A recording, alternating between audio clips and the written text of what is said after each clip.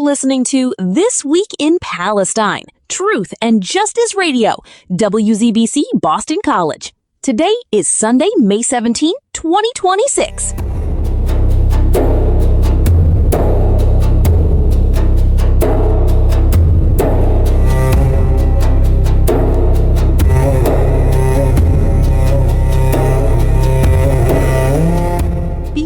Step into this hour, a brief reminder for our listeners. The reflections you hear tonight belong solely to our hosts and guests. They do not necessarily represent the views of WZBC, Boston College, or its Board of Trustees.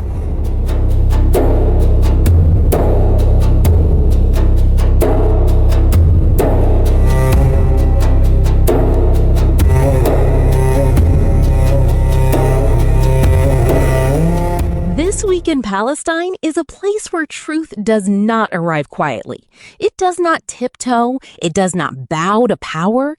Here, truth enters the room with its full weight, untrimmed, unsoftened, unafraid. Here, urgency is not a mood. It is a living pulse. Here, clarity is not a luxury. It is a responsibility. And while our compass points toward Palestine, toward the West Bank, toward Gaza, we also bring you stories from across the world. Stories that may seem distant at first glance, yet ripple outward and shape Palestinian lives, shape the future of Palestine in ways the headlines rarely acknowledge. Wherever you are, driving through the long stretch of night, lifting your first cup of coffee into the morning light, or sitting in the stillness of your home. Thank you for choosing to be here. I am your host and narrator, Arlene Russell. On this program, we do not smooth the edges of reality. We do not rewrite the story to make it easier to swallow. We do not trade honesty for comfort. This is a space where truth arrives unfiltered, where resistance is lived, not imagined, where solidarity is not a slogan, but a legacy carried through generations. This is where voices rising from occupied land are not faint, not isolated, not swallowed by the machinery built to silence them. They rise together, steady, unbroken, standing beside movements across the world that insist on dignity, justice, and liberation for all people.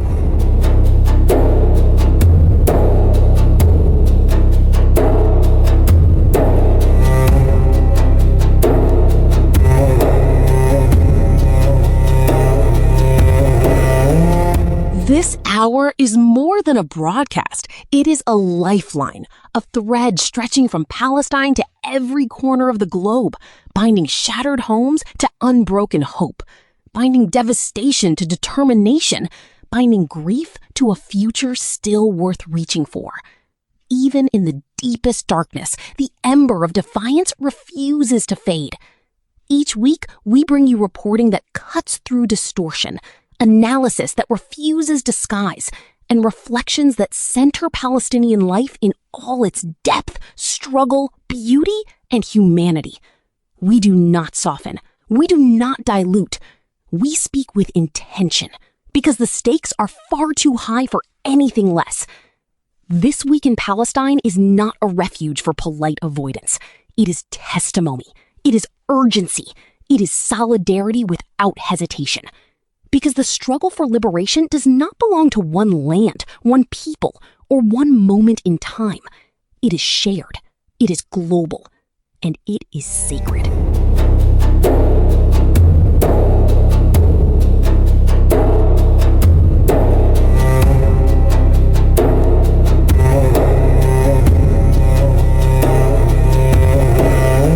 Now, let's talk about newborn babies entering the world.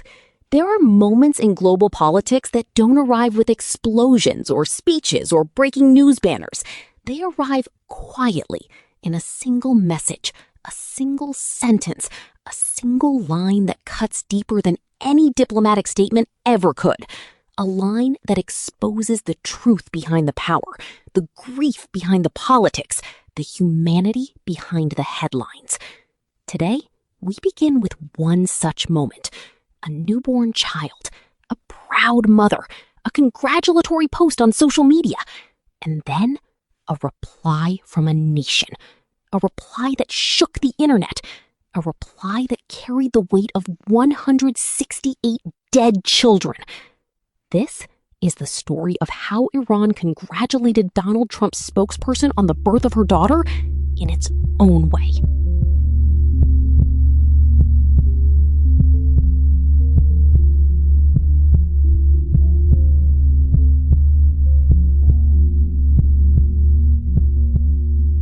Caroline Leavitt, the White House spokesperson for President Donald Trump, posted a photo celebrating the birth of her newborn daughter. A moment of joy, a moment of innocence, a moment every parent understands. But in the world of geopolitics, innocence is never untouched. Because beneath that photo, beneath the congratulations and emojis and warm wishes, came a message from the Iranian embassy in Armenia. A message that did not congratulate her in the way she expected. A message that said, "Congratulations. Children are innocent and beloved. The 168 children your president killed in the Minab school and you justified were children too. When you kiss your baby, remember the mothers of those children."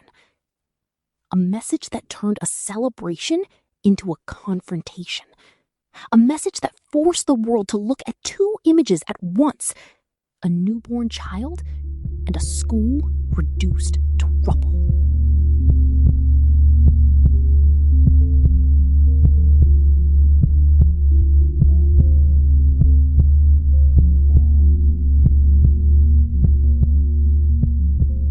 To understand the weight of Iran's message, we need to go back to Minab in southern Iran, to a school that became a grave, to a strike that killed 168 children.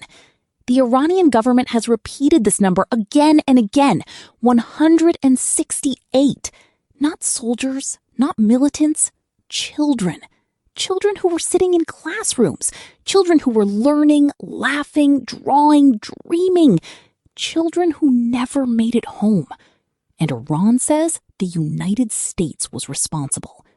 Whether you agree with Iran's framing or not, whether you believe the numbers or dispute them, one thing is undeniable.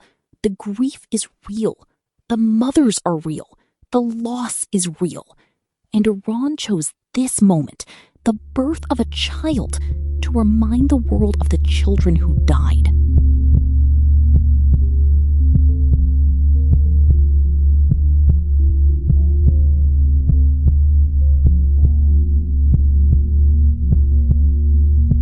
Diplomacy usually speaks in careful language, measured, coded, sterile.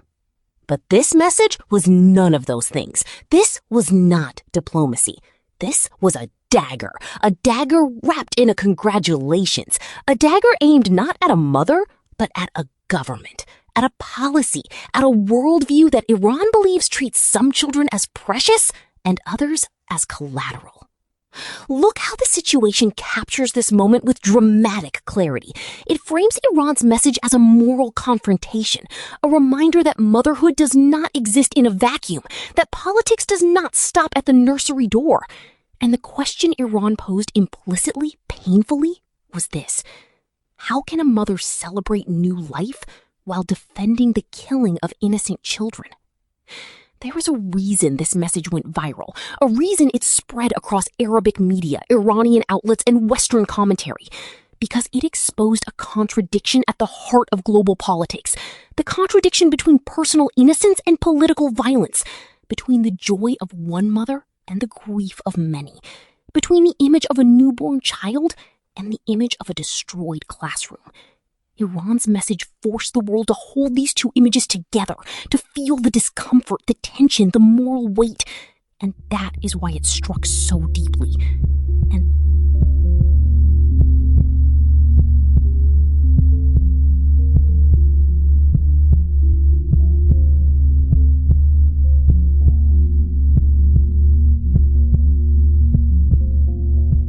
let's pause here.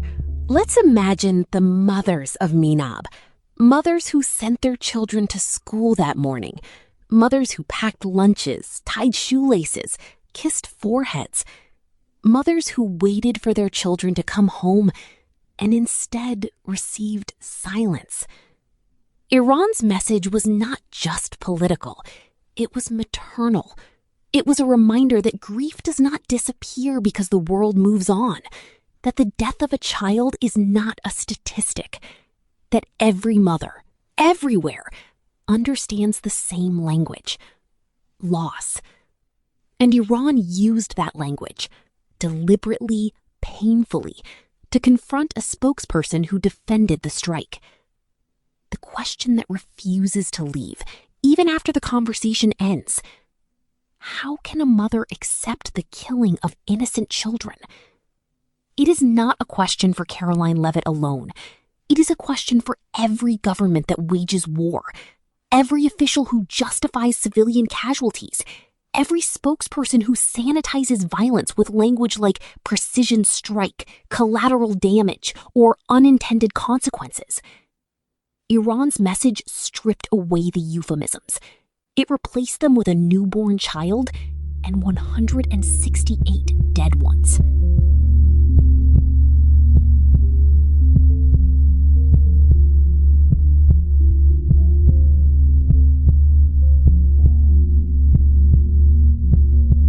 Motherhood is often used in politics as symbol, as shield, as moral authority.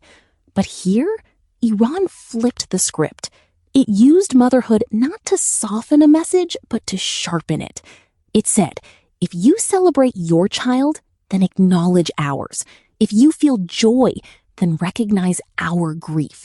If you defend your government's actions, then confront the consequences.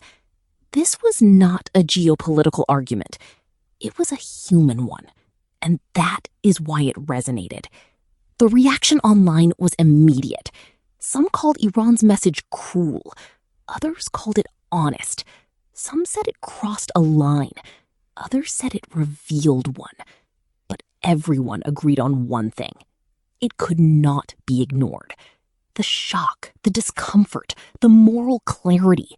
It framed the moment not as a diplomatic spat, but as a confrontation between two truths: a mother celebrating life, a nation mourning death. And the world was forced to choose which truth it felt more deeply.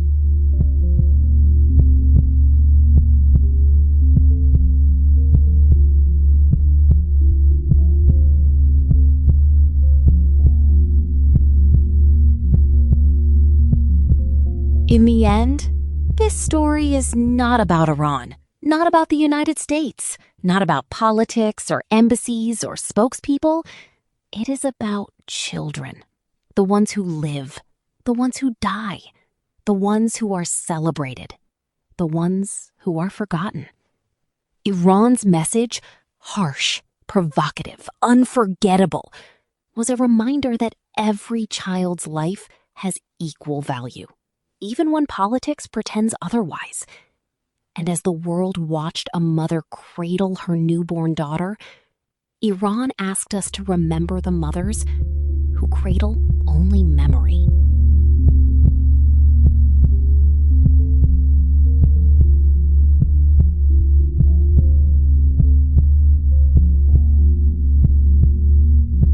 This is not a story about diplomacy. It is a story about humanity, a story about how a single message, a single sentence can expose the moral fault lines beneath global power. A story about how joy and grief can collide in the same moment, how a newborn child can become a symbol of a nation's pain, how the world can be reminded in the simplest of ways that innocence is universal, and that when one child is born, we must not forget the children who never had the chance, the children of Iran, of Palestine, of Sudan.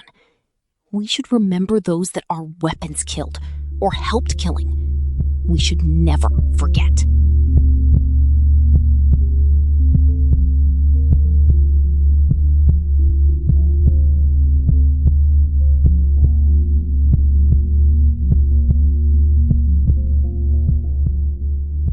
You are listening to This Week in Palestine, Truth and Justice Radio, WZBC.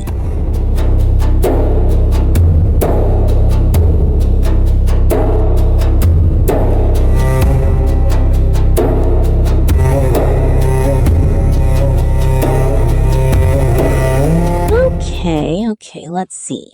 Now, let's talk about Trump's refusal of Iran proposal. According to political analyst Dr. Khalid Al-Turani, there is a major escalation point between the United States and Iran. Sometimes war doesn't begin with a missile. Sometimes it begins with a sentence, a rejection, a message carried through a mediator, a reply that one side calls unacceptable and the other calls final. Today, we follow a moment the world barely noticed, a moment that could decide whether the Middle East steps back from the edge or falls into the fire again. This is the story of Trump's rejection of Iran's response, and the question that now hangs over the region: will the war return? The story begins not in Washington, not in Tehran, but in Islamabad. A Pakistani mediator carries a message from Iran to the United States. A proposal. A path, fragile, narrow, imperfect, toward ending the war. Iran submits a 14-point plan, a ceasefire mechanism, a timeline, a framework for de-escalation across multiple fronts, including Lebanon. A diplomatic attempt to stop a region from burning. And then, the reply. Donald Trump looks at the proposal and says two words: completely unacceptable. A door closes, a window slams shut, and the region holds its breath. Trump doesn't just reject the proposal privately. He rejects it publicly, loudly, declaring that the battle is going excellently. It is a message meant for Iran, but also for his base, for his allies, for the world. A message that says the United States is not backing down. The war is not ending. The pressure will continue. But behind the cameras, behind the slogans, behind the bravado, something else is happening. According to Dr. Khalid Al-Turani, the United States has no real alternative to negotiation, no appetite for a new war, no strategy for escalation. And that contradiction between public defiance and private limitation is where the danger lives. Iran hears Trump's rejection, and it does not explode. It does not retaliate. It does not escalate. Instead, Iran says, "We are waiting for a formal U.S. reply," a sentence that sounds calm but is loaded with threat. Because Iran's silence is not weakness. It is calculation. Iran knows the region is a chessboard, and it knows the United States is stretched, militarily, politically, diplomatically. So Iran waits, and the world waits with it. So to understand why this moment matters, we need to understand the war behind it. A war that has spilled across borders. A war fought in Gaza, in Lebanon, in Syria, in the Gulf. A war of drones, militias, sanctions, assassinations, and shadow operations. A war that has no front line, because the entire region is the front line. And now, with one rejection, the question returns. So, is the war about to reignite? Dr. Khalid Al-Turani is not a man who speaks in slogans. He speaks in patterns, in structures, in the logic of power. And he says something the world should hear. The United States cannot escalate. Iran will not surrender. And both sides are trapped in a cycle neither can break. This is not a war of choice anymore. It is a war of momentum. A war that continues because no one knows how to stop it. Trump's rejection is not just a diplomatic move. It is a signal to Israel, a signal to the Gulf, a signal to Iran's allies, a signal to the countries watching from the shadows. And every signal in this region has consequences. A drone strike here, a missile launch there, a convoy hit on a desert road, a ship targeted in the Gulf. Each act, small on its own. Together, a fuse. Lebanon, Iraq, Syria, Yemen. Each one a pressure point, each one a trigger, each one a place where a single miscalculation could ignite a regional fire. Iran's 14-point plan tried to address this, to create a mechanism for de-escalation across all fronts. Trump's rejection removes that mechanism. And now, every front is exposed. War is not just fought with weapons. It is fought with politics. Trump's rejection plays well with his base. It projects strength, it projects dominance, it projects control. But projecting strength is not the same as having it. And Al-Tarani warns the United States is negotiating from a position of weakness, not power. A dangerous place to negotiate from. A dangerous place to reject proposals from. A dangerous place to escalate from. So we arrive at the question, will the war return? The analysts say it depends on miscalculation. The diplomats say it depends on timing. The military say it depends on orders. But the truth is simpler. It depends on whether anyone is willing to step back. And right now, no one is. Trump rejected Iran's reply. Iran is waiting for America's next move. The region is holding its breath. And somewhere, in a war room, in a bunker, in a ministry office, someone is deciding whether the next chapter will be diplomacy or fire. This is not just a political moment. It is a human one. A moment that will shape lives, families, futures. A moment that could decide whether the Middle East steps back from the edge or falls into the abyss. A moment that is happening right now. A moment where Trump is trying to fix an issue that wasn't there to begin with. A moment built on urgency without substance. A crisis manufactured out of thin air. A performance of power aimed at a problem that never existed. And in that performance, you can see the truth. He's fighting shadows, not realities.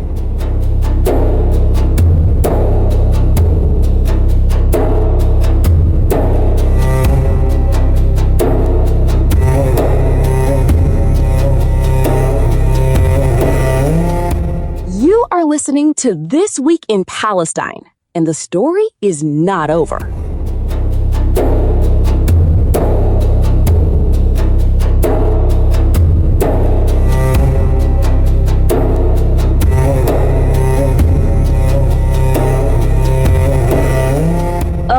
Okay, now let's go back to occupied land and Hezbollah.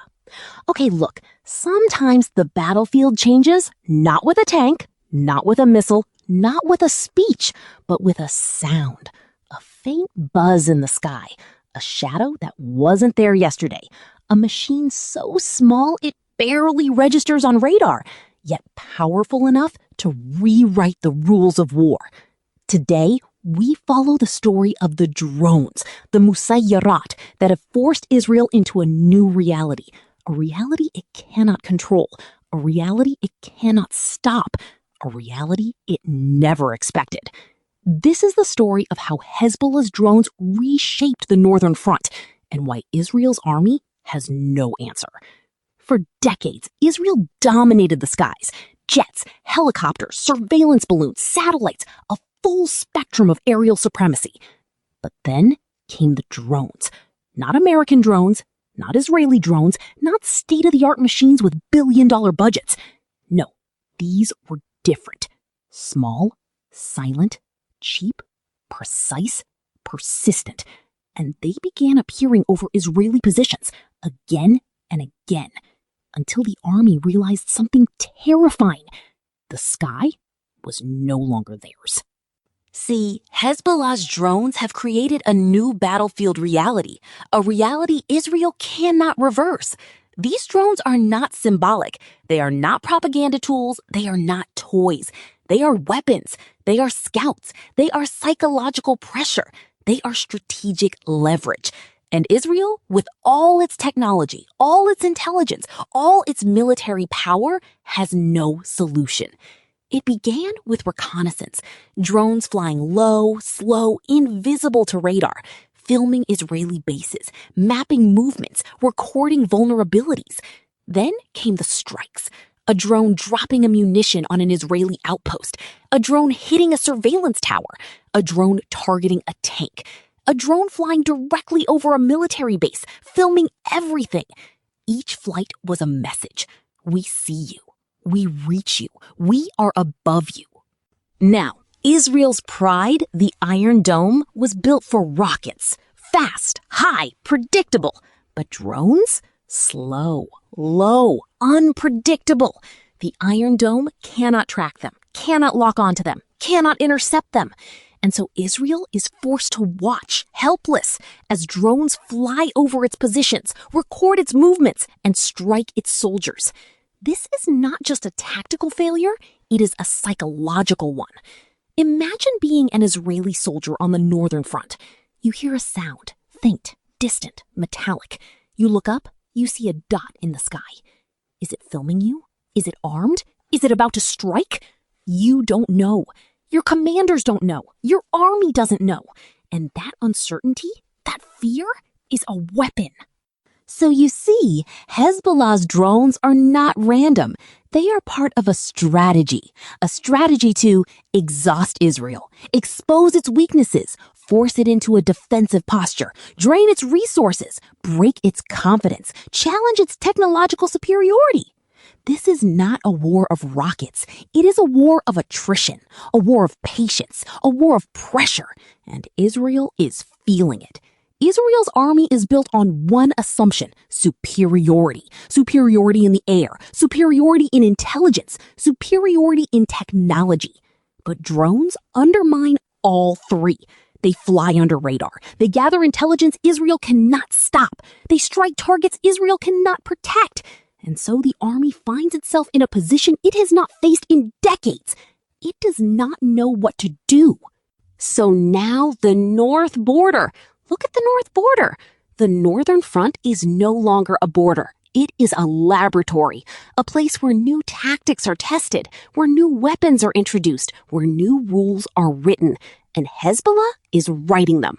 Every drone flight is a message. Every strike is a lesson. Every video is a warning. Israel is no longer dictating the terms. It is reacting, defending, absorbing. And that shift from offense to defense is the beginning of strategic decline. So now what about inside the occupied land, or what's called Israel? Inside Israel, the drones have become a political crisis. Families of soldiers demand answers. Politicians argue on television. Generals warn of a new threat. Settlers flee the northern towns. The drones are not just weapons. They are symbols. Symbols of a state losing control. Symbols of an army losing confidence. Symbols of a frontier that is no longer safe. So where does this go? Munir Shahade says the drones are only the beginning. More advanced models are coming. Longer range, heavier payloads, smarter navigation, better cameras. The battlefield is evolving, and Israel is struggling to keep up. The question now is not whether drones will shape the war. They already have.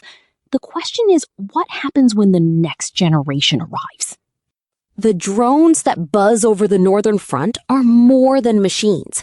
They are signals, warnings, harbingers of a new era. An era where the sky is contested, where technology is democratized, where power is no longer guaranteed. Israel once believed it owned the air.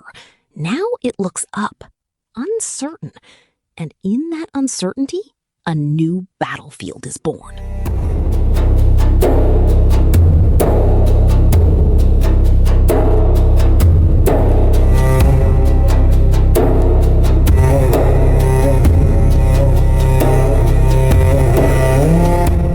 You are listening to This Week in Palestine, where the call for freedom doesn't fade. It burns. It rises. It shines.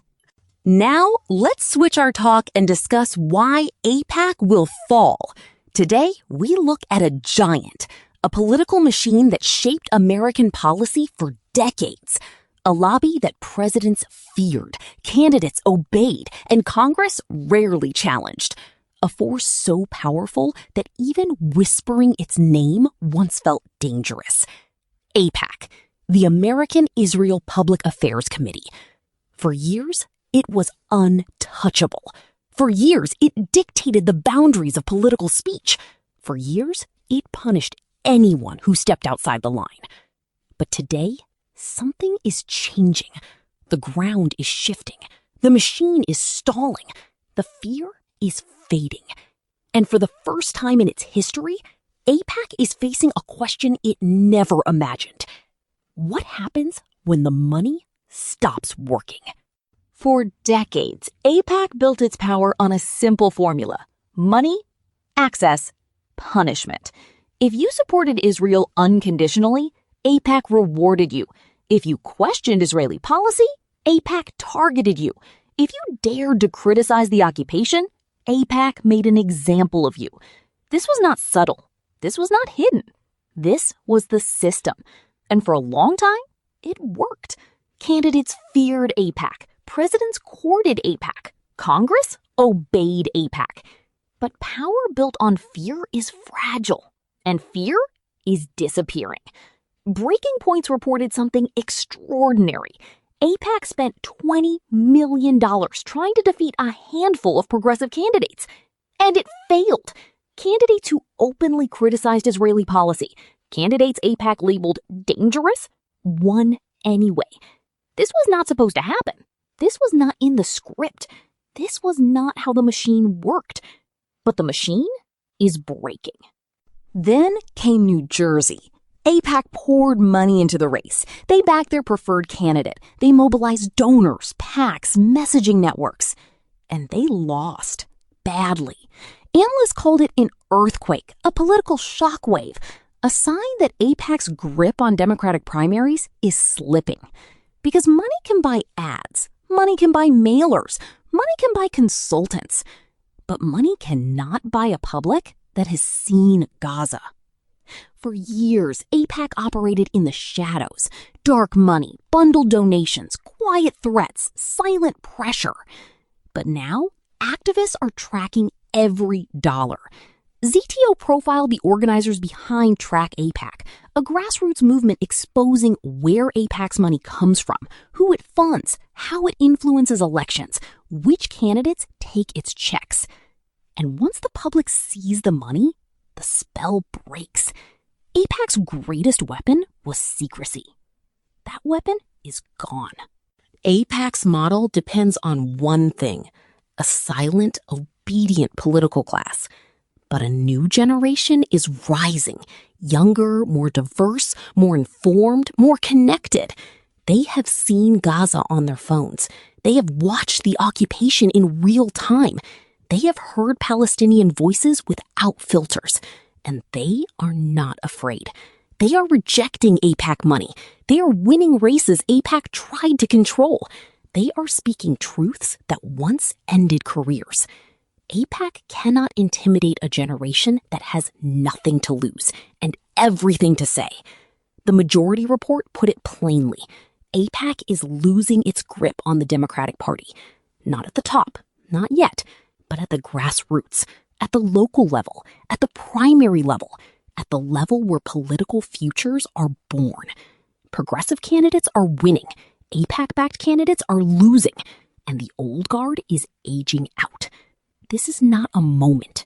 This is a shift. So, okay, look at this. The English language international news channel based in Istanbul, Turkey, TRT World, has highlighted something AIPAC cannot control: public opinion. For the first time in modern polling, a majority of Americans disapprove of Israel's actions in Gaza. Younger voters overwhelmingly support Palestinian rights. Even many Jewish Americans are breaking with AIPAC's hardline positions. AIPAC can buy ads. It cannot buy public conscience. And conscience is turning. AIPAC's power was never just money. It was fear. Fear of being labeled anti-Israel, fear of being smeared, fear of losing funding, fear of losing elections. But today, candidates are saying something AIPAC never expected. Go ahead, attack me. I'm not afraid. And when fear disappears, power collapses. Let's see. Now, so how will AIPAC fall?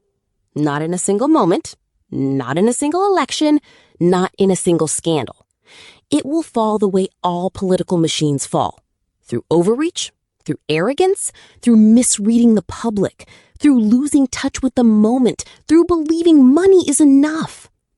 AIPAC is fighting yesterday's battles with yesterday's tools in a world that has already moved on, and the world is not coming back. Today, we stand at a turning point. AIPAC is still powerful, still wealthy, still influential, but it is no longer inevitable, no longer untouchable, no longer feared.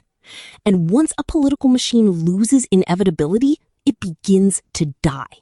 Slowly, quietly, then all at once. The fall of AIPAC will not be the end of influence, but it will be the end of silence. Because a new generation is speaking, a new movement is rising, a new political reality is forming. And in that reality, AIPAC is no longer the author of the story. It is a chapter, one that is closing. So where does that lead us? Where does this moment, this political unraveling, this moral reckoning actually take us?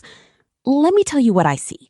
Not as a prophecy, not as a forecast, but as an observation, a long, slow, undeniable shift happening right in front of us. Look at our politicians.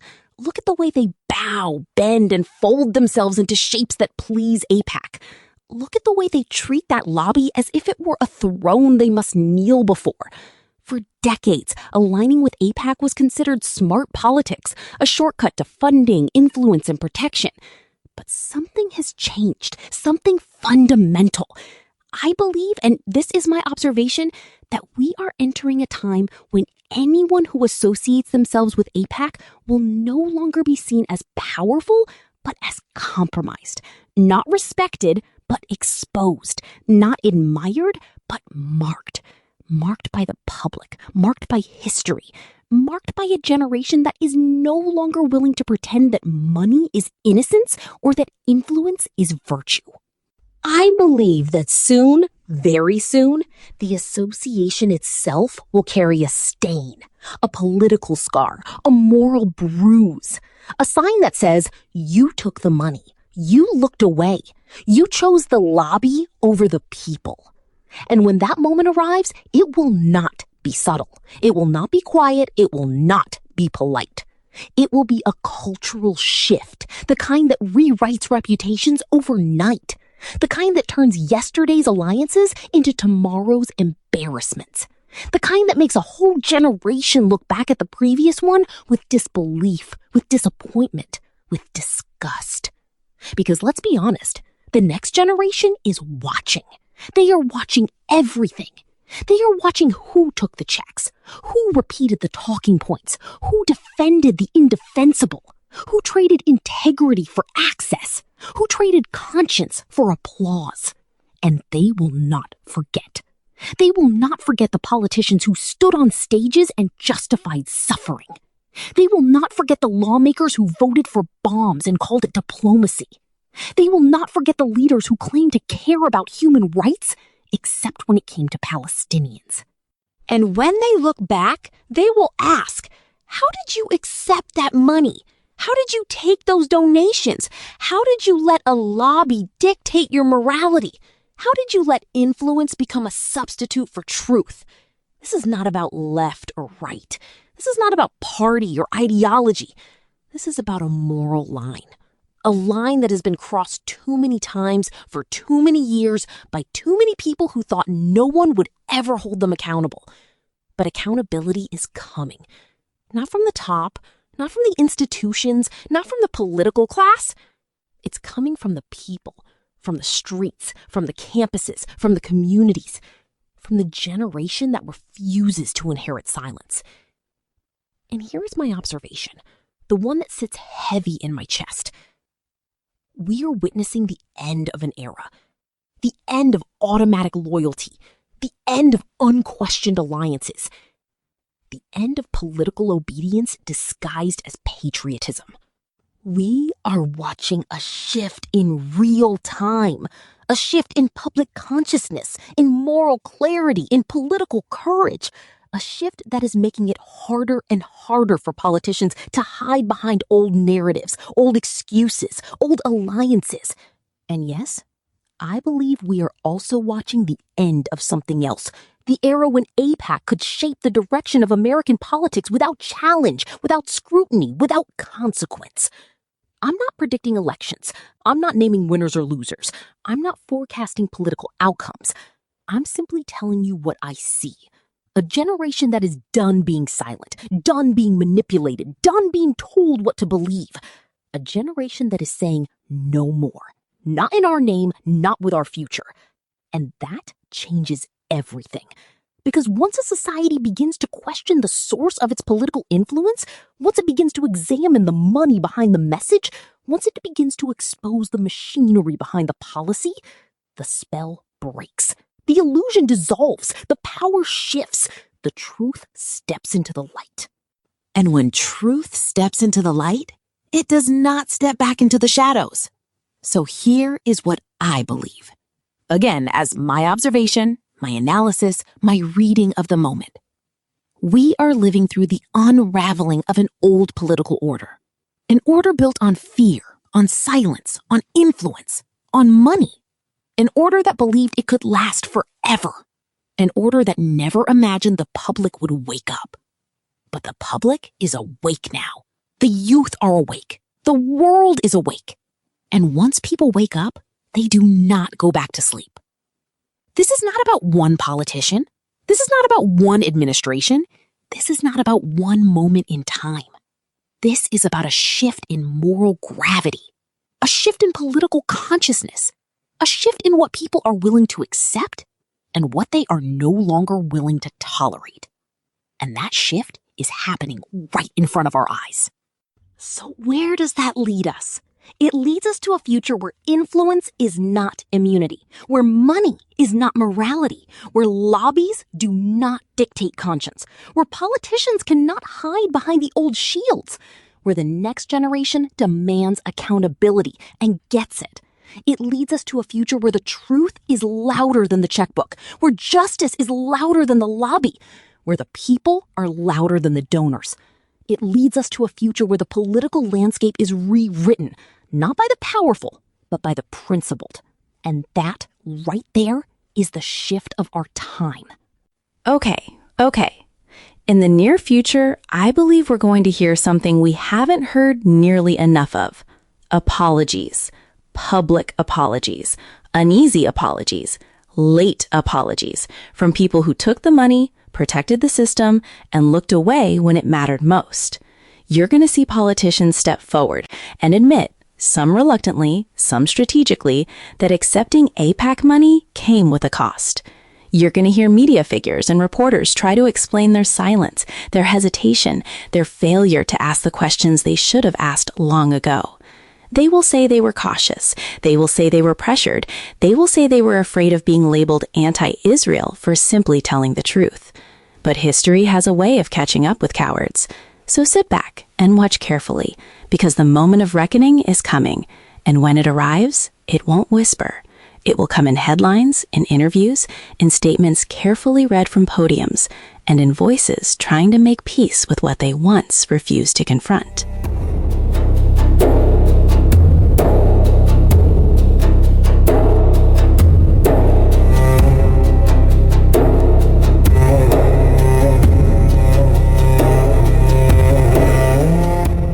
Okay, what's next? Oh, yes, something important I need to get to your attention. Every society has its myths, the stories we tell ourselves about generosity, charity, and the goodness of giving. We want to believe that when we donate, when we hand over our old car, or write a check, or click a button, We are helping someone who needs it. We want to believe that charity is simple, pure, honest. But sometimes the story is darker. Sometimes the organizations that promise to help children help themselves instead. Sometimes the jingle that gets stuck in your head is not a symbol of kindness, but a warning you didn't hear. Today, we look at one of the most recognizable charities in America. A charity with a jingle every child can sing. A charity that promised to help kids and was found guilty of misleading millions. This is the story of Cars for Kids and the scandal that exposed what was really happening behind the music. If you grew up in the United States, you know the song. You heard it on the radio, on TV, in the car, in the background of your life. 1877 Cars for Kids. Donate your car today. It was catchy. It was everywhere. It was impossible to escape. And that was the point. Cars for Kids built one of the most aggressive advertising campaigns in American nonprofit history. They spent millions to convince people that donating their old car would help kids. No details, no specifics, just kids. And people believed it. Because why wouldn't they? It's a charity. It's for children. It's on every radio station in the country. But behind the jingle was a truth the ads never mentioned. It started with questions. Donors asked, which kids? Where? What programs? What impact? And the answers didn't come. People discovered their donations weren't helping children in their own communities. Some learned the money wasn't staying in their state at all. Others found out the funds were going to programs they never knew existed, programs the ads never mentioned. The complaints grew. The questions grew louder. And eventually, state investigators stepped in. The turning point came in California. The state's attorney general launched an investigation into Cars for Kids advertising practices. What they found was simple and damning. The ads were misleading. The charity was not transparent. Donors were not told the truth. California ruled that Cars for Kids misled donors about where their money was going, failed to disclose that donations funded religious programs, implied that funds helped local children when they did not, used vague language to hide the true purpose of the charity. The court found Cars for Kids guilty of deceptive advertising. The penalty? Fines, restrictions, and a ban on their ads until they corrected the deception. The jingle went silent in California. Okay. As journalists dug deeper, another truth emerged. Cars for Kids was not a general children's charity. It was a fundraising arm for URA, an organization that promotes Orthodox Jewish religious education.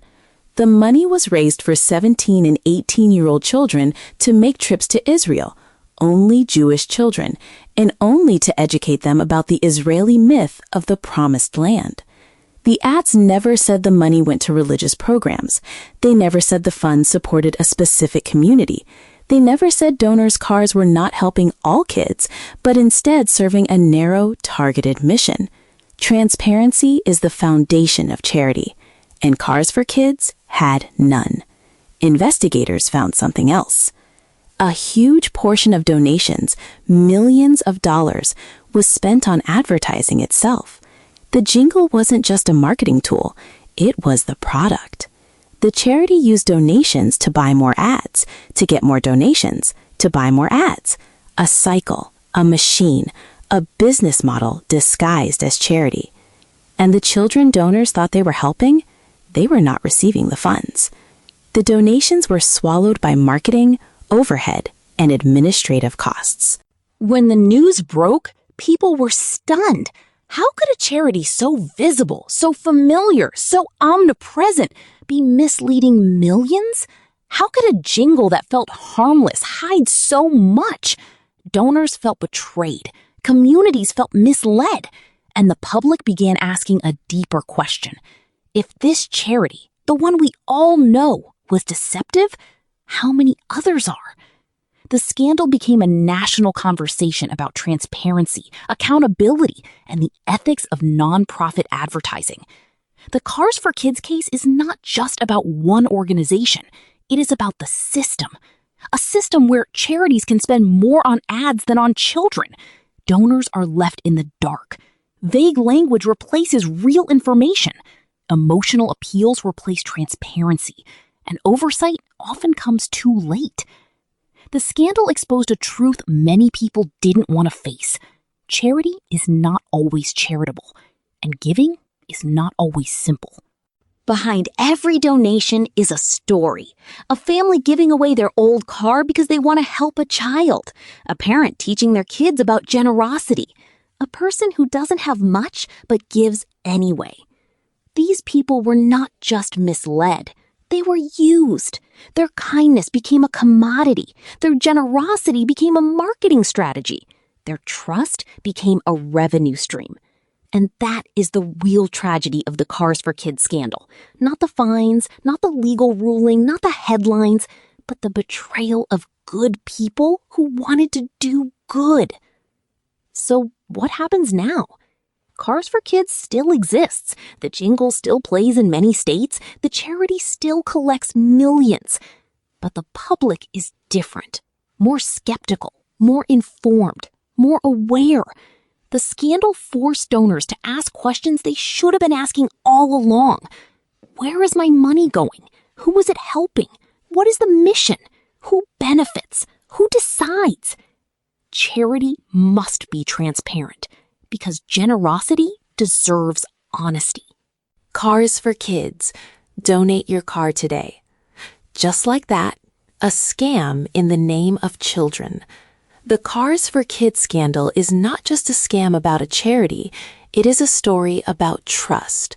Trust given freely, trust exploited, trust broken. But it is also a reminder that generosity is powerful, and that power must be protected. Because when people give, they give from the heart, and the heart deserves truth. I'm Arlene Russell. This is This Week in Palestine. And today we learn that even the simplest jingle can hide a complicated truth, a myth and a scam.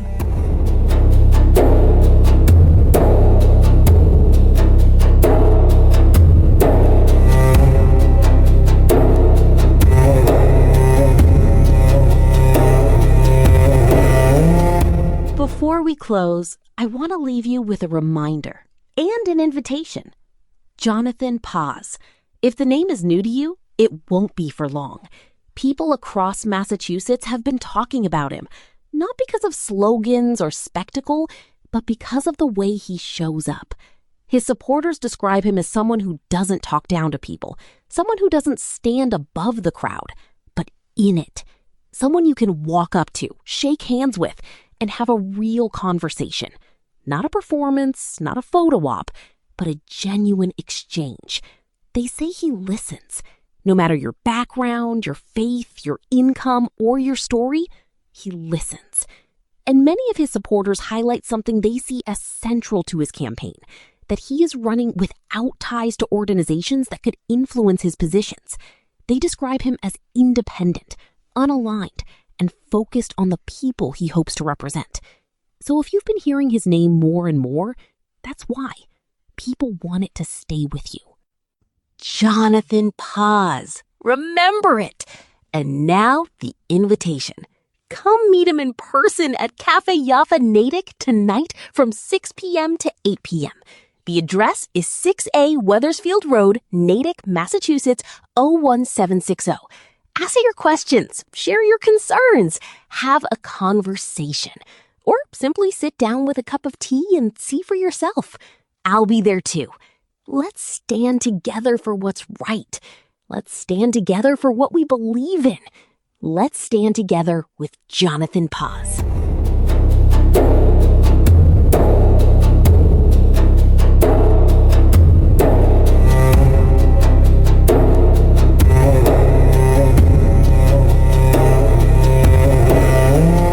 And just like that, we arrive at the final breaths of this week's broadcast.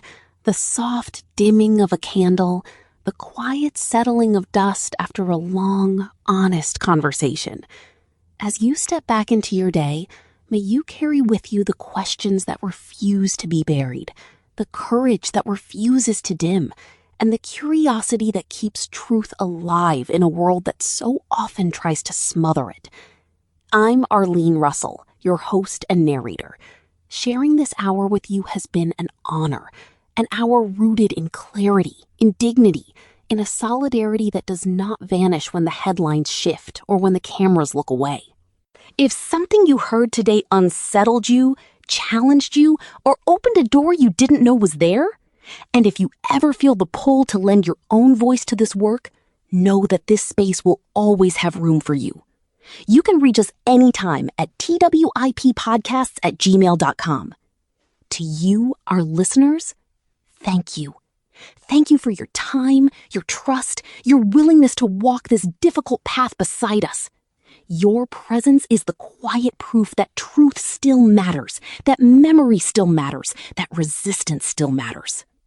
If you missed any part of today's program, you can find us on every major platform: YouTube, Apple Podcasts, Spotify, Amazon Music, Podcast Index, iHeartRadio, Pocket Casts, Deezer, Overcast, Castro, Podchaser, Castbox, Player FM, Good Pods, and True Fans. You can also explore our full archive on radio4all.net and archive.org. Just search This Week in Palestine or TWIP and look for the image of the little girl raising her hands in the victory sign. We're also featured on Million Podcasts, a platform uplifting Arab American creators and helping listeners discover new voices. Thank you for being here. Thank you for listening.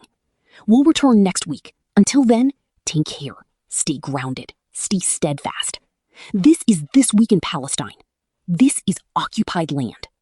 This is Palestine. And the call for freedom continues. Free Palestine from the river to the sea. Palestine Hora. He's years old, with ribbons in her hair, laughing with joy, looking outside from her bedroom window. Mama, when the war is done, can I go play outside again? But the tanks kept rolling in. Can I go play outside again? Mama, I wanna go outside again. Trapped in the car, the siren screamed. Her cousins lay still till children's dreams. Hello, is anyone there? Please don't leave me alone. But the world just heard a tone. Oh, hint, little angel, your voice still flies through the smoke and the ruins, through the world's cries. They said they'd come, but no one came. Just static on the line and a child's name. Please come and get me, I'm so scared. I hear the booms and I'm so scared. Come and get me, come and get me. Mama, I'm scared, it's getting dark, it's getting dark. So dark, it's getting so dark. 12 days of searching, her hands so small, found in the rubberwood, no breath at all. Mama, I'm scared, it's getting dark. The last words left in the cold, while the killers walked free. Bold, bold, please come and get me. I'm so scared, I hear the booms and I'm so scared. Come and get me, come and get me. Mama, I'm scared, it's getting dark, it's getting dark. So dark, it's getting so dark. Write it in the sky, carve it in the stone. A child called for help and was left alone. No sirens, no saviors, just guns in the night. Who will answer for his life? Mama, I'm scared,